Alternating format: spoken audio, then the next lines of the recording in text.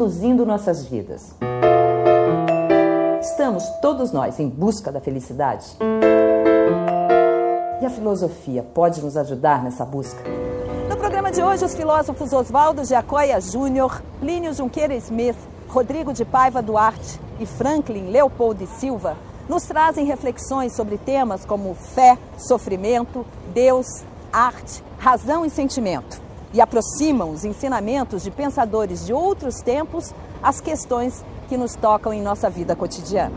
É sabido, Sócrates se postava na praça pública e interrogava os cidadãos de Atenas, basicamente acerca de algumas questões, como, por exemplo, o que é que vocês estão fazendo da sua vida, mais ou menos a modo como o Foucault formulou, e também se interrogava os seus interlocutores a respeito daquilo que eles julgavam saber sem saber.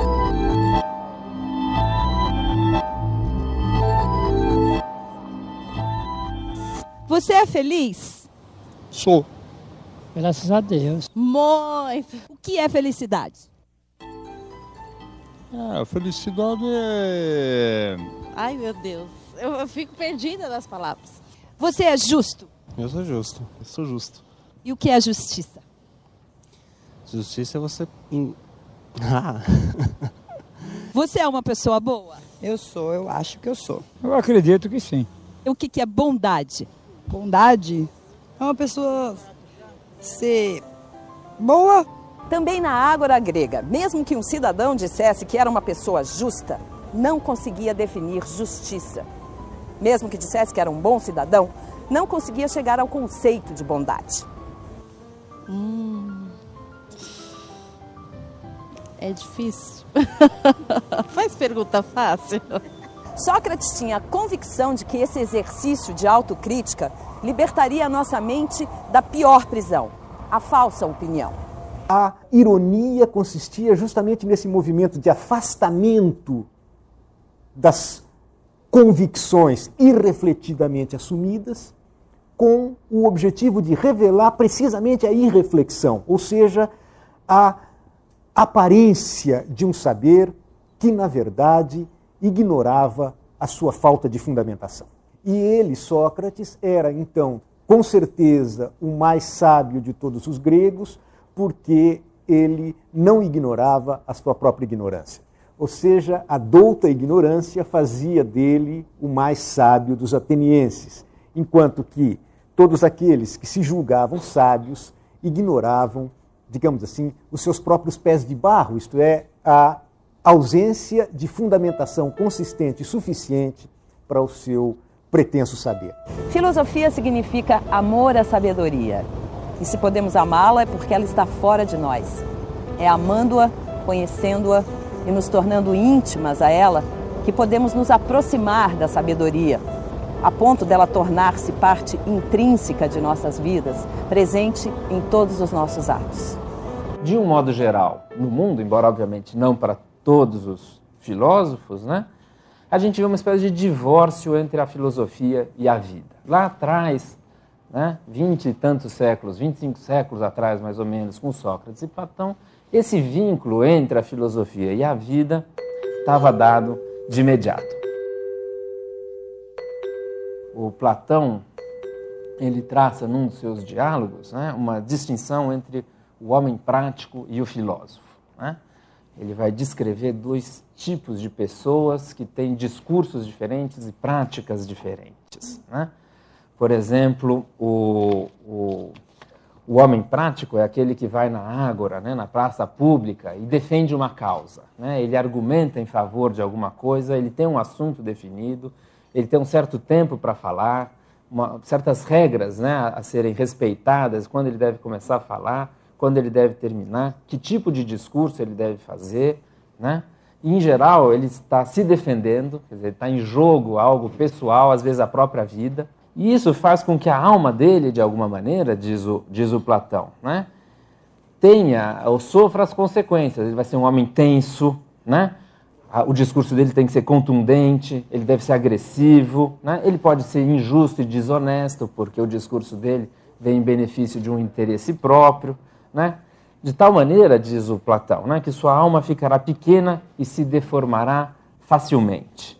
E, curiosamente, quando ele é bem sucedido, ele vai se achar um sábio, né? Ele vai achar que ele é um homem muito inteligente, né? Muito capaz, né? E, no entanto, ele não tem muita consciência da condição dele próprio.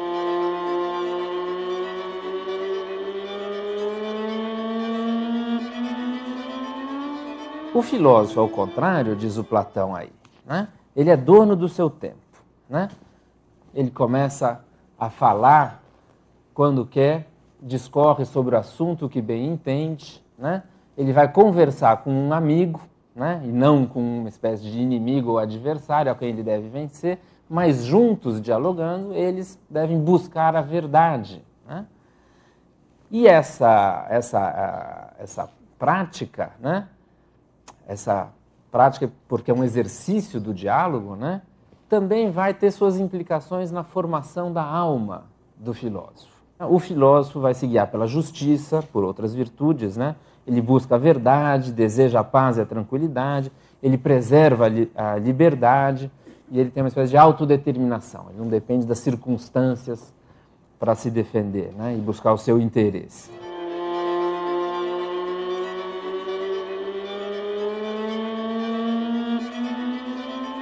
O que o Platão está fazendo aí, né, é comparando e distinguindo dois modos de vida, duas formas de vida, né?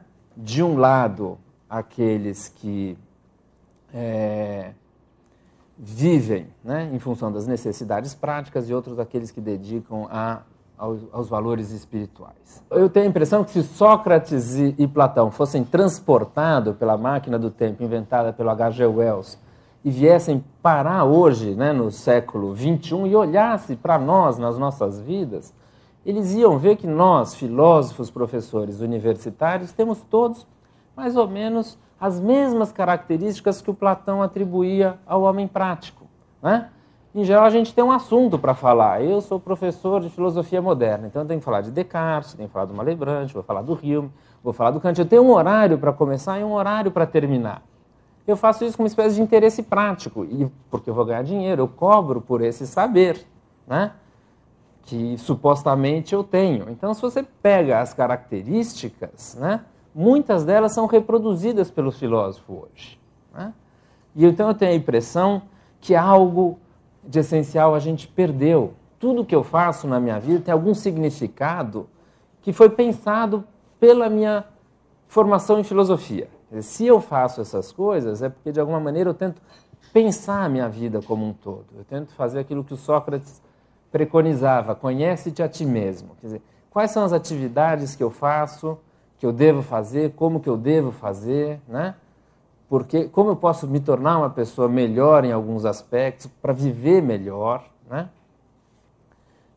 Então, de alguma maneira, embora a filosofia, como eu comecei falando para vocês, é uma atividade, entre outras atividades, é uma atividade especial, porque ela é justamente a atividade que permite ter uma visão geral sobre as coisas e uma atividade na qual eu tento pensar a minha vida como um todo. Na antiguidade, duas correntes de pensamento se apresentavam como caminhos alternativos na busca da sabedoria: a dogmática e a cética.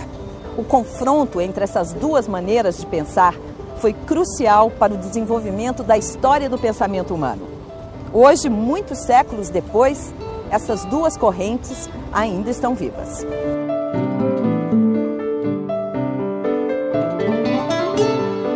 A ideia de que se a gente tiver uma teoria, por exemplo, uma teoria ética que vai nos orientar a nossa conduta, vai nos guiar na vida, vai nos mostrar quais são os valores corretos, os valores verdadeiros, né?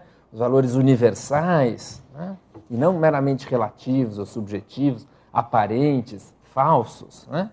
Então, se a gente tiver essa teoria, nós vamos aplicá-la na nossa vida e nós vamos imediatamente ter uma vida autêntica, uma vida melhor. Nossa vida vai se transformar, né, para o bem, né? Isso talvez seja uma ilusão, né?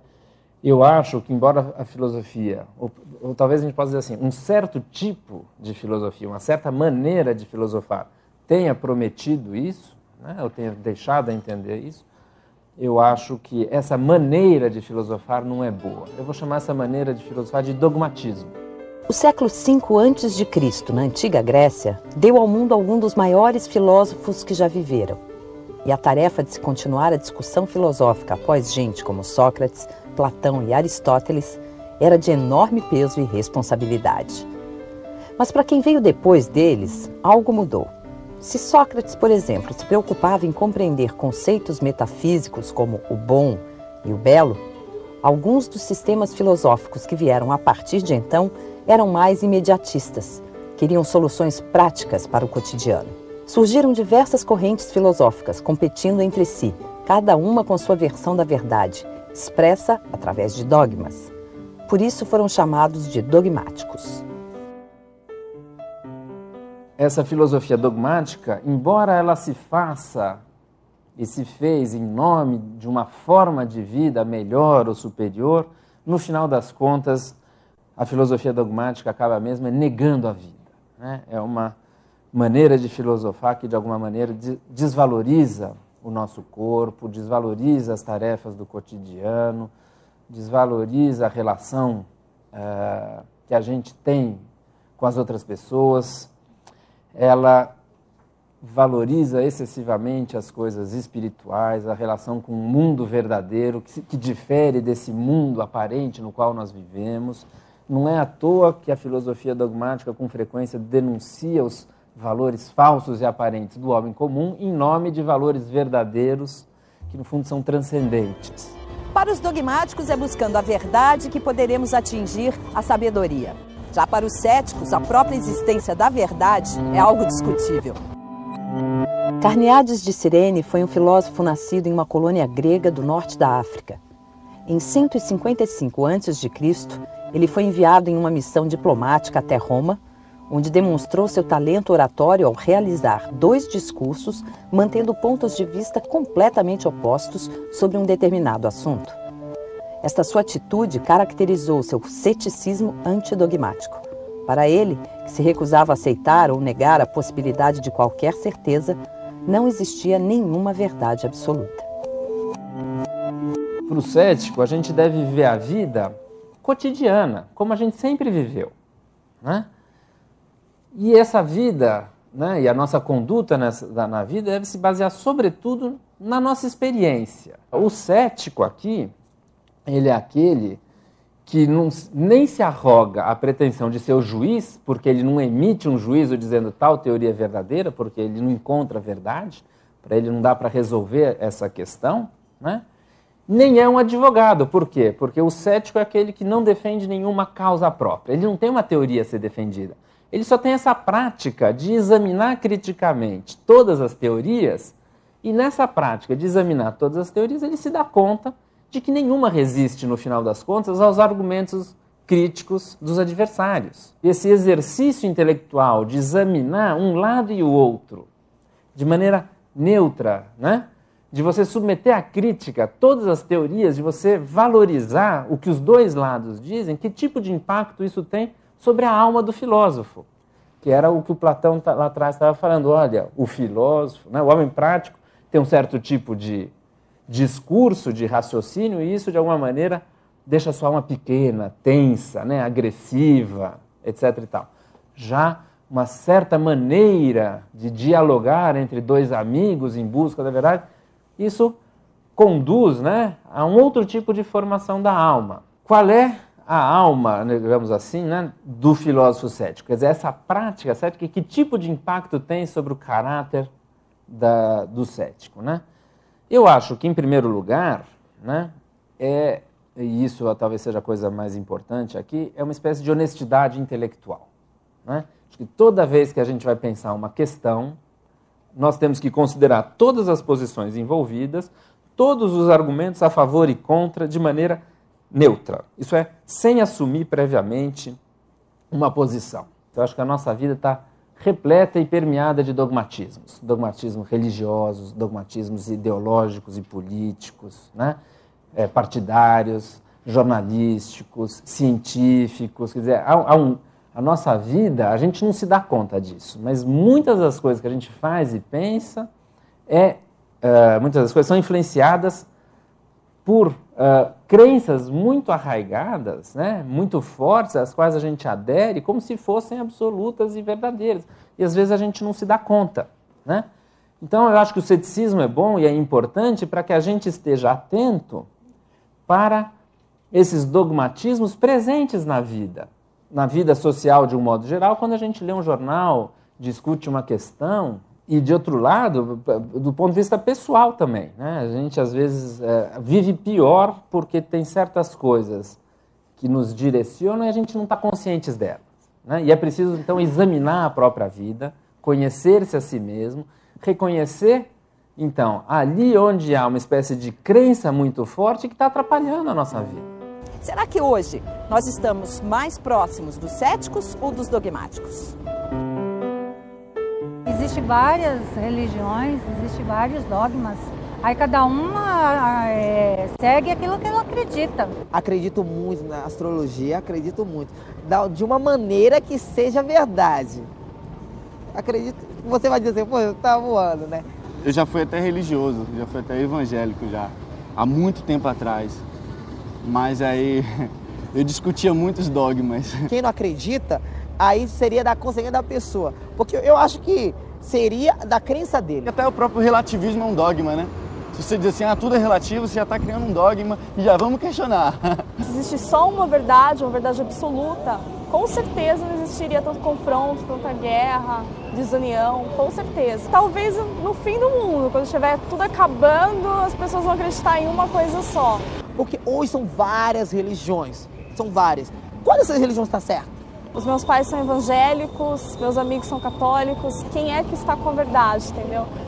E eu acabo percebendo que ninguém está com a verdade. Acabei criando minha própria verdade, acreditando em outras coisas. Nesse exame de si mesmo, dos dogmatismos presentes na vida social e individual, deve implicar, por um lado, uma espécie de aceitação do que a gente é, né? Sem idealizar, né? De fato, o mundo, né? O nosso mundo humano, ele está constituído por dogmatismos, que talvez fosse bom eliminar. E isso implica, então, não só uma espécie de aceitação de si, dos defeitos e dos problemas, mas também uma espécie de aprimoramento de si. Aquela ideia de uma transformação que a filosofia deve promover. Não tanto ao substituir um valor por outro, mas talvez deixar de ter um apego excessivo a certos valores. O ceticismo é uma espécie de exercício intelectual, de argumentação crítica e racional, que submete todas as posições a argumentos favoráveis e contrários da maneira mais imparcial e neutra possível, né? Não chega a nenhuma verdade, e que esse tipo de prática tem uma influência, eu acho, sobre o caráter, de alguma maneira, sobre a vida da pessoa, né? E eu acho que, de alguma maneira, isso tende a tornar as pessoas melhores. Durante toda a Idade Média, após a queda do Império Romano, desenvolveu-se a filosofia cristã, que tentava unir a fé em Cristo ao conhecimento racional e filosófico. E assim surgiram as escolas, as universidades e a filosofia escolástica. Descartes, filósofo e matemático do século XVI, seguindo o percurso trilhado por outros filósofos e cientistas, levou essa racionalização às últimas consequências e assim inaugurou um novo capítulo na história da filosofia. Descartes produziu algumas provas da existência de Deus, na sua tentativa de tornar a realidade de Deus acessível à razão e não apenas um dogma da fé.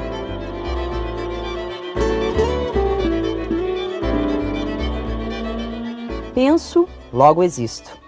Para Descartes, o ser humano só existiria enquanto ser pensante.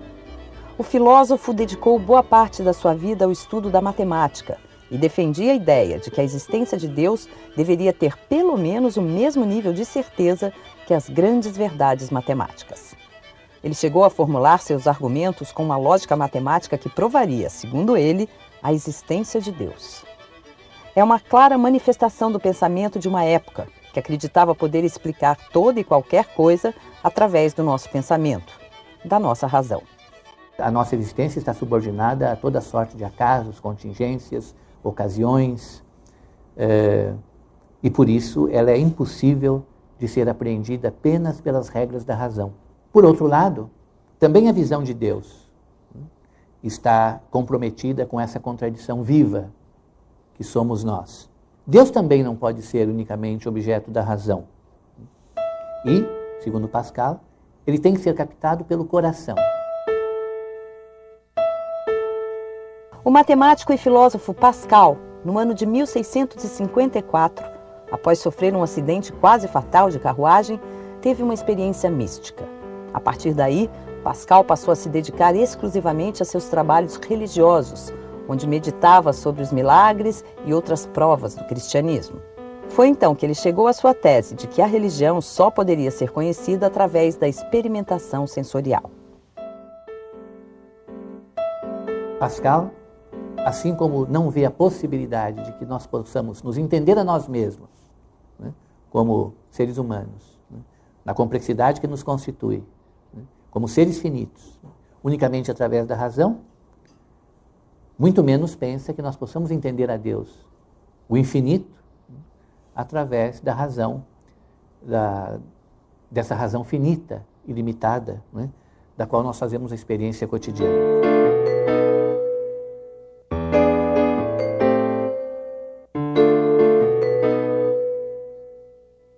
Então essa é a relação entre essas duas questões, o homem e Deus.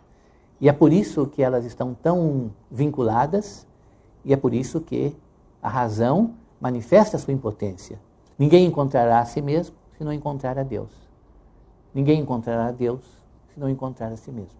O ser humano está afastado daquilo que poderia ser a sua essência e a sua identidade universal, que é Deus, é a ordem divina, da qual ele de direito participa.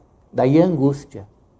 Né? A angústia que não é outra coisa senão esse sentimento de indeterminação, esse sentimento de perda daquilo que poderia nos determinar, né? Da nossa identidade e da fonte desta identidade. Ou seja, a perda da essência, ou a impossibilidade de encontrá-la. A angústia é isso. Né? A angústia é o sentimento da indeterminação. E, portanto, para aquele ser que não consegue mais tomar posse da sua essência, a angústia é um sentimento predominante, porque ele não pode mais se determinar. Então ele está diante do indeterminado, portanto perdido. A universalidade, esta universalidade teórica, lógica, metafísica, né, ela na verdade não nos constitui. Aquela que nos constitui é aquela que perdemos, também por via da corrupção, do pecado, né, e de uma existência desviada, né, da fonte, da origem e do destino, que é Deus. E, portanto, o reencontro dessa universalidade, o reencontro dessa origem, o reencontro de Deus, não se fará através do cultivo da universalidade abstrata, mas se fará através de uma tentativa de contato direto entre a alma individual e o próprio Deus, por mais difícil e contraditório que isso seja, porque se trata exatamente da comunicação entre o finito e o infinito. A relação religiosa com o mundo nos leva não a entender o mundo e nós mesmos, mas a sermos sensíveis à nossa própria insuficiência. E por isso o paradigma é Abraão. Deus concedeu a Abraão a graça de ter seu primeiro filho, Isaque, com sua já idosa esposa Sara. Porém, quando Isaque ainda era criança, Deus pediu a Abraão que ele o sacrificasse. Mesmo sendo Isaque o filho amado que Abraão tanto desejara, ele não relutou em posicionar sua adaga no pescoço da criança. Deus, satisfeito com a obediência de Abraão, enviou um anjo para segurar seu punho e prometeu que a linhagem daquela família governaria a terra por onde Abraão caminhara em vida. Abraão, o homem da fé, ou seja, aquele que foi sensível ao mistério e à incompreensibilidade. Porque Abraão não foi apenas aquele que aceitou aquilo que ele não podia compreender. Ele foi mais longe. Ele aceitou aquilo que ele podia compreender como absurdo. Então ele aceitou o absurdo. E nesse sentido ele não é apenas alguém que se coloca diante do ininteligível. Ele é alguém que se coloca diante do absurdo. E é nesse sentido que a existência não pode ser compreendida racionalmente, mas nesse sentido forte. Nessa acepção radical, né, de que além de nos apresentar questões acerca de nós mesmos e acerca de Deus, além de nossa compreensão, muitas vezes a existência e a relação de nossa existência com Deus nos coloca diante de questões que tendemos a compreender ou a recusar como absurdas. E, portanto, esta experiência de viver na iminência desse salto, né, de correr o risco do absurdo, do completo desconhecido, né, da finitude e do desespero, né, isso significa uma experiência do sentido da existência. E essa experiência, evidentemente, não é uma apreensão desse sentido ou dessa significação que pudéssemos traduzir racionalmente ou da qual pudéssemos fazer algum tipo de análise, né, discursiva. Mas nós vivemos esse sentido ao mesmo tempo em que vivemos a falta dele. Né? Vivemos tudo aquilo que somos e vivemos tudo aquilo que nos falta. E, portanto, existir, no sentido próprio e dramático da palavra, significa a posição dessa criatura finita diante de um infinito distante, misterioso e incompreensível. E lá estaria a nossa identidade, lá estaria a identidade humana, tão distante de nós quanto Deus está distante de nós. Não há nenhum ser, nenhum conceito, nenhuma norma universal que possa cobrir essa distância. Ou seja, que possa estabelecer uma ponte entre essa existência singular que somos, cada um de nós enquanto indivíduo, né, que vive o drama da sua existência finita, né, e Deus.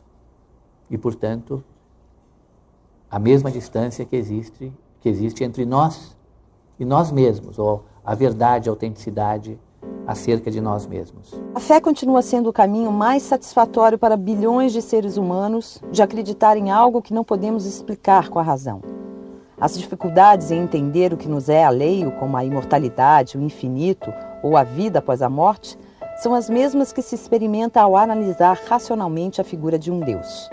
O salto para essa compreensão estaria em nossas crenças, na nossa fé.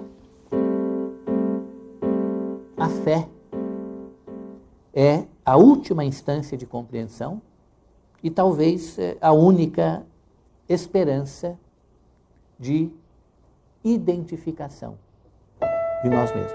Assim como a fé foi considerada por Pascal como o elemento que poderia cobrir as lacunas do pensamento racional, os filósofos Adorno e Horkheimer encontraram na arte uma alternativa à excessiva racionalização da humanidade.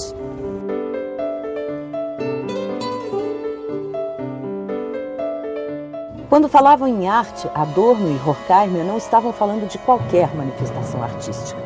Analisando obras do pintor Paul Klee e do músico Alban Berg, eles concluíram que apenas através de uma obra chocante, corrosivamente inaceitável para as sensibilidades da classe média enquadradas nos padrões comerciais, é que o homem poderia desafiar as convicções culturais dominantes.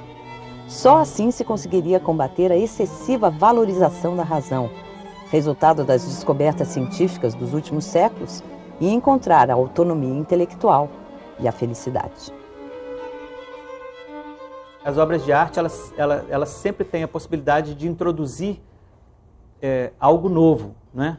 elas não imitam simplesmente o que já é, o que pura e simplesmente é, né? Nesse sentido, o Adorno se reporta a uma concepção de arte que é posterior à ideia que vigorou durante séculos, milênios, que as obras de arte elas seriam, antes de tudo, imitação, né? O Adorno ele já parte do princípio de que a obra de arte autêntica ela não é essencialmente imitativa. É um ponto que é bastante conhecido, né, no pensamento do Adorno, a importância que ele atribui às obras de arte, porque as obras de arte para ele são uma espécie de microcosmos no qual há uma espécie de realização ideal de possibilidades que existem no mundo e que não são realizadas no mundo, exatamente porque o jogo de forças existente no mundo real, no mundo concreto, não permite que essas potencialidades se realizem. Por exemplo, a emancipação da humanidade, né? A superação da menoridade das pessoas. A irreconciliação da humanidade com a natureza é um indício de uma situação mais ou menos caótica, catastrófica, vivida pela humanidade. Ou seja, para o Adorno, se a humanidade um dia viesse a se reconciliar com a natureza, isso, no bojo desse processo, haveria uma espécie de reconciliação da humanidade consigo própria. Isso poderia ser traduzido por uma espécie de realização das potencialidades humanas que existem, naturalmente, mas que, por razões históricas, nunca vieram a se concretizar completamente. Então, a ideia de uma humanidade emancipada, de uma humanidade feliz, é uma ideia, uma projeção que Adorno faz para um futuro possível, né? Possível, apenas possível. E as obras de arte autênticas, elas funcionam como uma espécie de quadro de mostração dessa possibilidade. O fato é que o homem, ele é também natureza, mas ele é, junto com esse ser de natureza que ele é, algo mais que a própria natureza, né? E a intervenção que o homem faz nos processos naturais diz respeito quase sempre à natureza externa. Ora, quando o domínio da natureza externa ao homem chega à sua condição de desenvolvimento máximo, começa a acontecer uma coisa engraçada, de acordo com o diagnóstico feito por Adorno Horkheimer. A sua natureza interna, ela parece escapar ao seu controle. Então, o Adorno depois chegou a usar, alguns anos depois aí da dialética do esclarecimento, ele usa uma expressão interessante, catástrofe natural da sociedade. O que caracteriza o nosso tempo é uma catástrofe natural da sociedade. E por quê? Porque são acontecimentos que têm a força das catástrofes naturais, o homem é capaz de mobilizar forças enormes, não é? Muito poderosas, mas não apenas em benefício próprio, mas de um modo que fira a própria humanidade. A catástrofe natural da sociedade, para o Adorno e para o Horkheimer, ela não se consolida, não se concretiza apenas nesses acontecimentos absolutamente bombásticos e abismais e legitimamente catastróficos mesmo, mas a catástrofe está como que à espreita, né? Em momentos da vida social, em relação aos quais a gente nem se pergunta muito, a gente simplesmente age. O cenário da existência hoje, cheia de violência, guerra, pobreza, pode fazer parecer para alguns que a felicidade é impossível, que só há espaço para o sofrimento. Mas talvez seja sabendo lidar com o sofrimento que começaremos a pensar que a felicidade é possível. E se estamos buscando um caminho para a felicidade, é no cotidiano onde enfrentamos pequenos ou grandes sofrimentos que a filosofia deve estar presente. Eu acho que a filosofia ela deve sempre contribuir para uma vida melhor. Que tipo de contribuição ela deve dar é uma coisa mais complicada. Acho que não é tão óbvio assim, né? O fato de que a filosofia é indissociável da vida e de que ela deve contribuir para a gente viver melhor, não quer dizer que, então, ao fazer filosofia, eu vou viver melhor. Isso é uma ilusão. Eu acho que, com frequência, a gente pode viver pior ao fazer filosofia.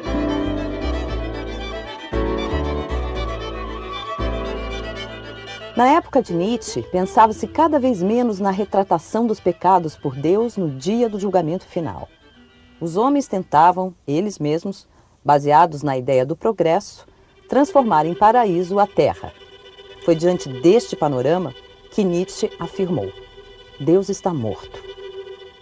O último homem é, para Nietzsche, produto desse processo.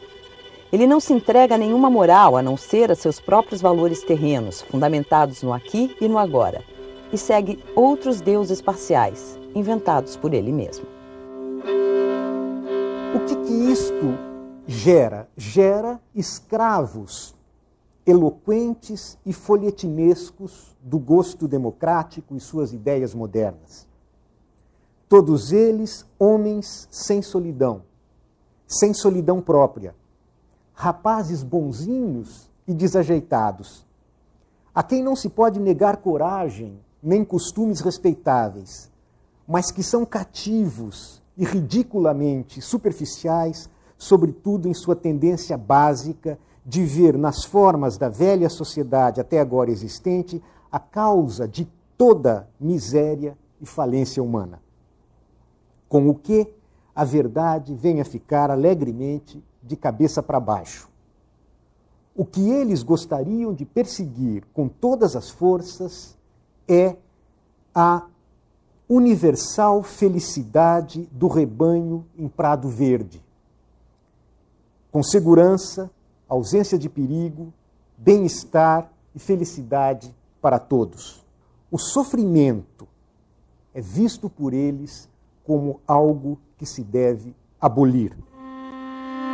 Inventamos a felicidade, dizem os últimos homens piscando os olhos. Tolo é quem ainda tropeça em pedras ou em pessoas. Um pouco de veneno de vez em quando, isso produz sonhos agradáveis.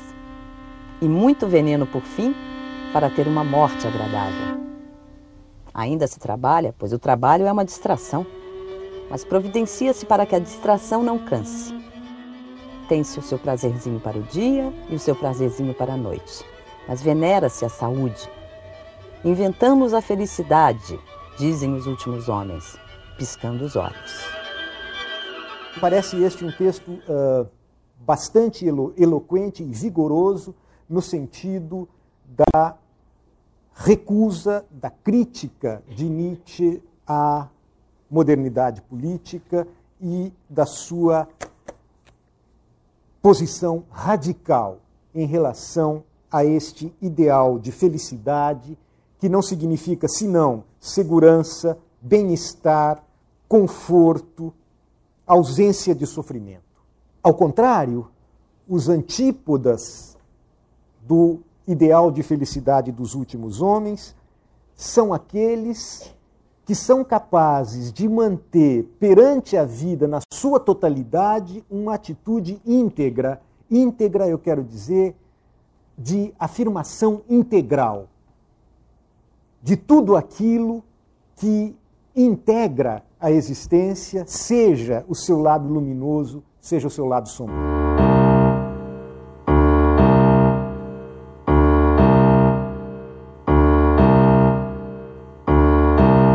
Para Nietzsche, filosofia é, antes de tudo, arte de transfiguração. Justamente enquanto filósofos, leio Nietzsche agora, nós não somos batráquios pensantes, não somos aparelhos de objetivar, de registrar, com entranhas congeladas. Temos continuamente de parir os nossos pensamentos em meio à nossa dor, dando-lhes maternalmente todo o sangue, coração, fogo, prazer, paixão, tormento, consciência, destino e fatalidade que há em nós. Viver, isto significa para nós transformar continuamente em luz e flama tudo o que somos, também tudo o que nos atinge. Não podemos agir de outro modo. Eu encerro aqui a citação do Nietzsche, que é, assim, emblemática do ponto de vista desta relação entre o pensamento filosófico e as próprias entranhas da vida.